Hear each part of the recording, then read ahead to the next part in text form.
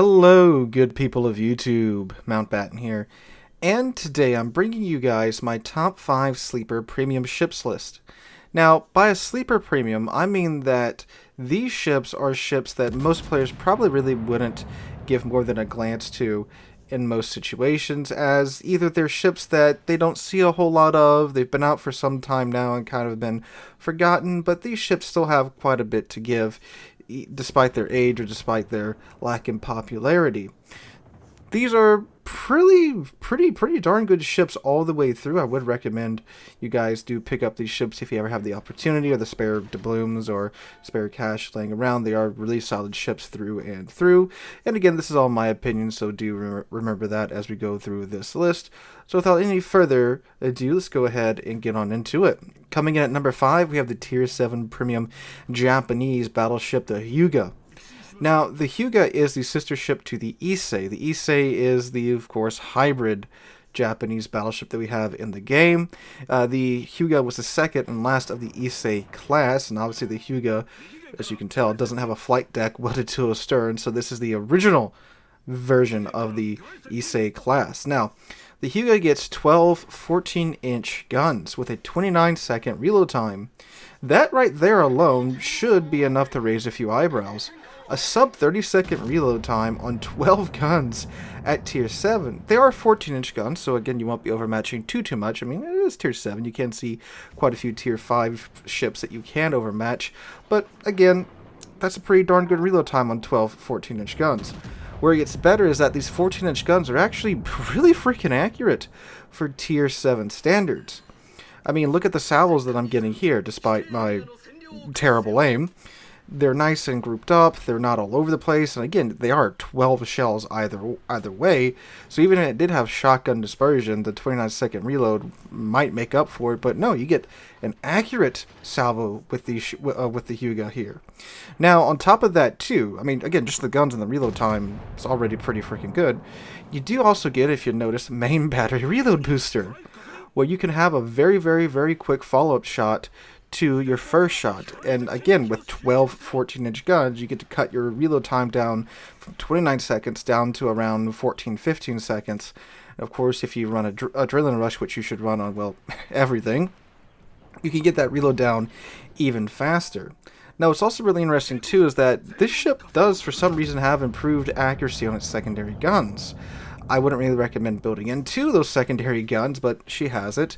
Now, the downside is that, as you can tell from the footage you're watching, the ship is rather quite squishy. It does have a really wonky citadel setup.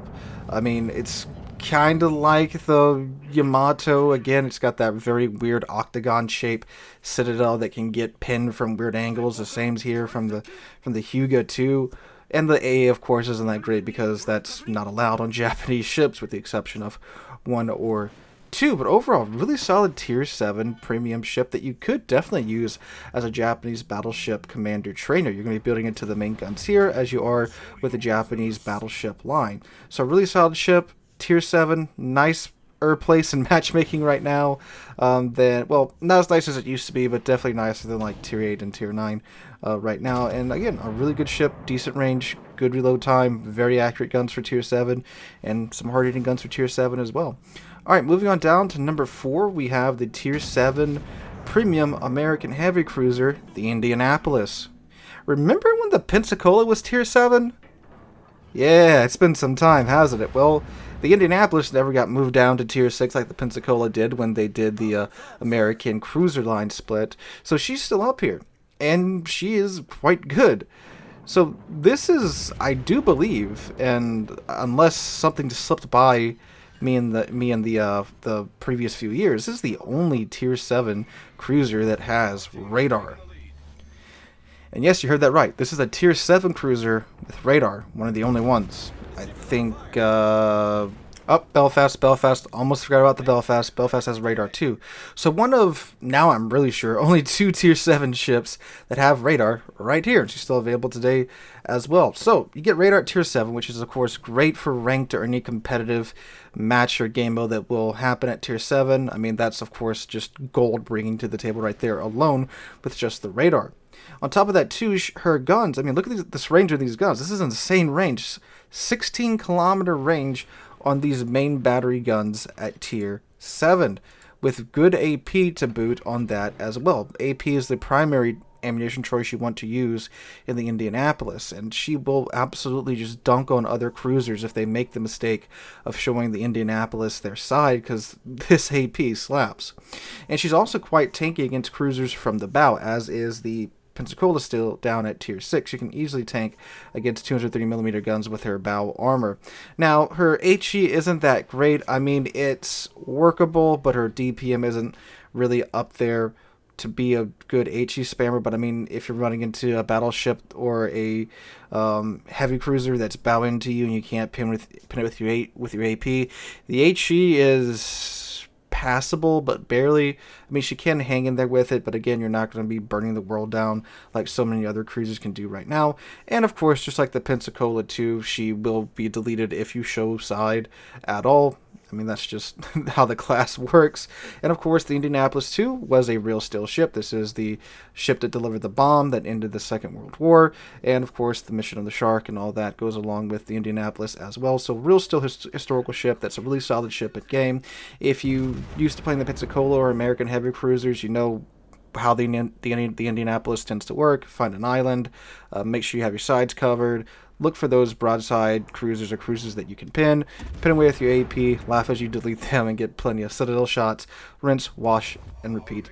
And just like the Huga, the Indianapolis is a good commander trainer for her line. A lot of what you're going to be building into here in the Indianapolis, you will be using with the American heavy cruisers if you go up that line. That's still a very good line to go through today. The Des Moines is still a very, very, very good tier 10 ship, so excellent commander trainer right here for your American heavy cruiser commanders if you so wish. Alright, heading on down now to number 3, we have the Nooster Shimmy, the tier 9 premium Soviet destroyer. So the Nooster Shimmy, she is quite the boat. She was released for steel originally, I do believe, and not a lot of players picked up this ship. And she was removed from steel, later reintroduced for coal. And still, not that many players picked her up. I did a video on this ship way back in, I think, December of 2020, when I picked her up, because I remember picking up the ship in the Santa Container event and going, the heck is this thing? Like, I remember the name, but I didn't really remember what exactly the ship was. You didn't really hear much about it after she got released, and she kind of just faded away from most people's memory until Tier 9 clan battles came out, and then she reemerged because this is a destroyer that has a zombie hill. It's like a little conqueror, and that in those terms, I'm speaking that, you know, the ship is a zombie. You can just absolutely eat dirt in the Nooster Shimmy and not really care too much about it, especially compared to other Tier 9 DDs, even other Tier 9 DDs that have a heal. Because again, you can move 2/3 of your ship in the Nooster Shimmy and then just hit the repair button, and now you got a whole new Nooster right there. So the Nooster Shimmy is a hybrid DD, leaning more towards torpedoes. You can build into the torps or into the guns. I build into the guns because I'm more comfortable with gunboat DDs. Am I saying the Nooster Shimmy is a terrific gunboat? No, but I mean, she's a pretty darn good torpedo boat too, so you can build into either or. She's actually one of the few ships that are left in game that you can really run multiple builds on, and she's still good either way. Like we talked about in the secondary video from Saturday, most ships now, you really have like one build for them that's really effective, and the other ones are like, yeah, you can build into them, but they're not really that great. The Nooster Shimmy, you can build guns, torpedoes, build into both, and the ship will do you quite well. So on top of being an absolute zombie, the ship has really good conceal. 5.6 kilometer concealment at tier 9. That's really darn good. That's great for taking caps, and that's really good considering your torpedo range is 10 kilometers. So she's a great cap contester, pretty good anti-DD DD as well.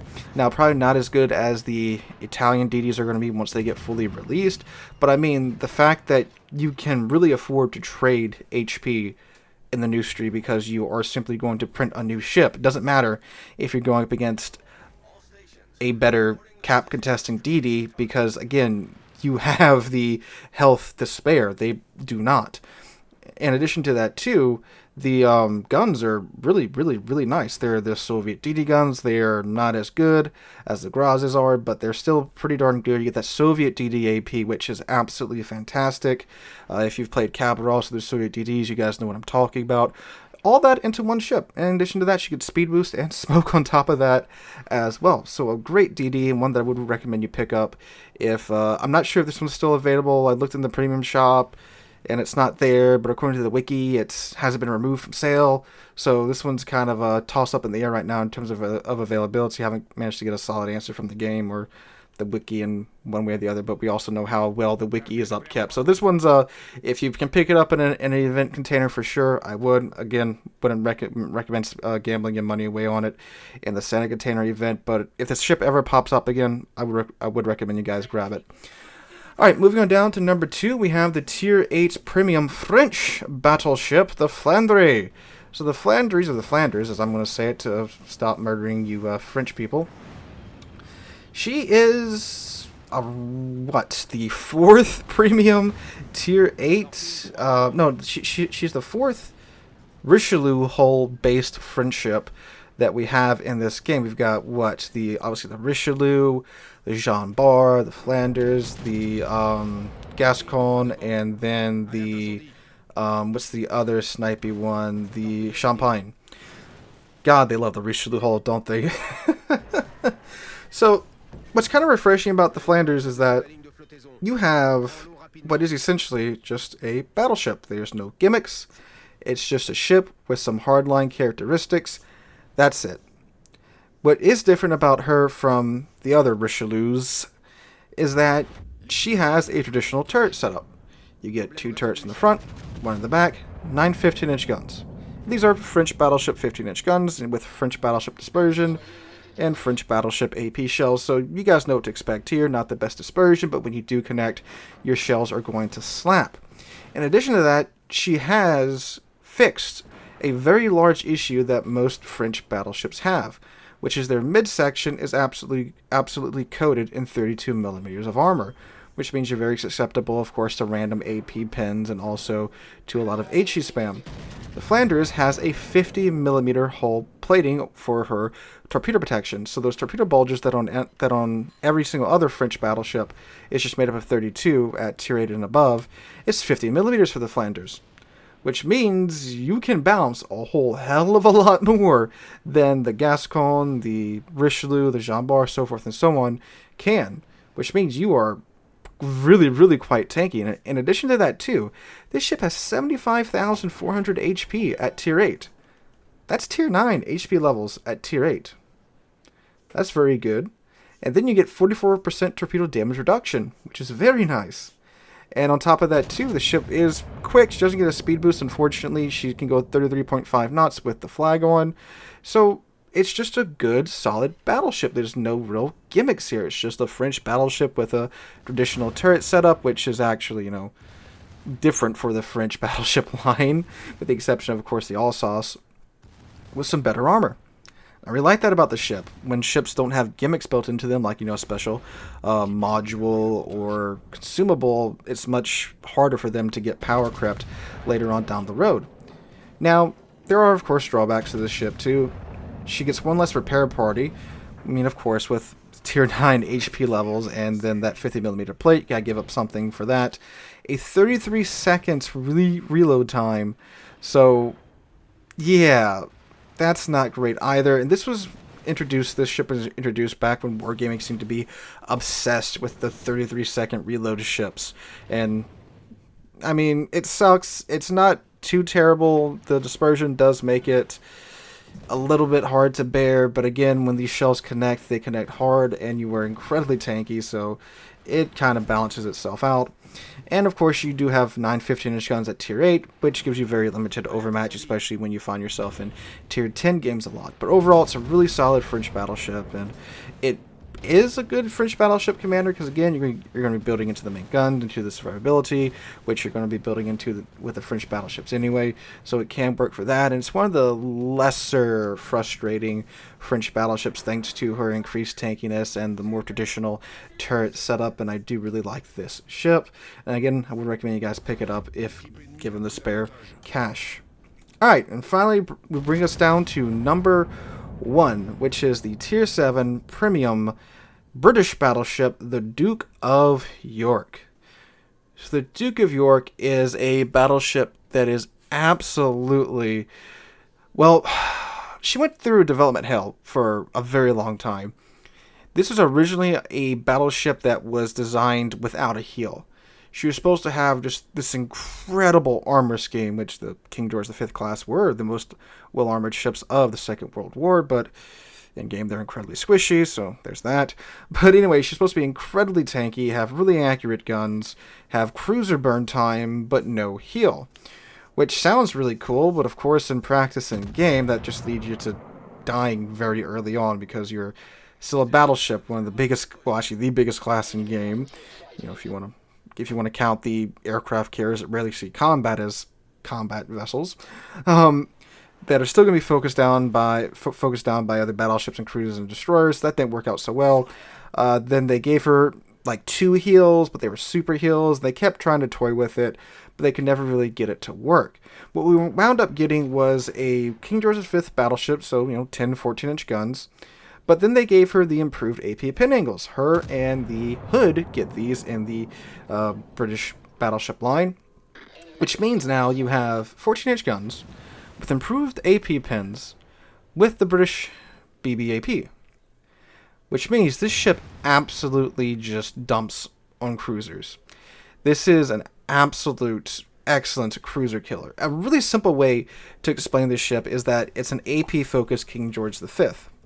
Now, she does have a longer reload time than King George V at 29.5 seconds, but she still retains the British BB HE. So she still has good HE with the HE Alpha and the excellent fire starting chance of the British BB HE, but you also have this good AP with a slightly longer reload time to compensate for it, which to me gives you an absolutely excellent battleship. This is a ship that, and it seems that the community attitude toward it seems to have changed because I'm seeing these things more and more in game. When this thing was released, people were saying, oh, it's dead on arrival, it's complete crap, this, that, and the other. But this is a really solid ship, guys. Like, this ship is legitimately a ship that gets slept on quite a lot. But I mean, 14-inch guns at Tier 7 with improved AP pin angles, and you still have a lot of Tier 7 cruisers still that are very, very, very squishy. And this ship can absolutely remove them from the match. And she has decent dispersion to boot. And then they also gave her Hydro for some reason. It's nice, being able to spot torpedoes and when you needed to push destroyers. Couple that with your excellent British BBHE. It works. It's an odd choice, but sure, go ahead. I'm okay with it getting Hydro. It's just a really random consumable to give to the Duke of York. But anyway, guys, these are my 5 sleeper ships, and again, like I said at the start of this video, I would recommend you guys pick these up if you ever have the spare doubloons or you have the spare cash laying around. Then Shimmy, again, I'm not sure, 100% sure if it is or isn't available in the store anymore. It was in the premium shop when I took a look at it earlier. I'll try and double check before I put this video out. I'll put a little text somewhere around here saying if it is or isn't. But again, all excellent ships that you don't really see in game too much, but are really solid ships in my mind. Hope you guys enjoyed today's video. If you did, make sure to drop a like, leave a comment, subscribe to the channel.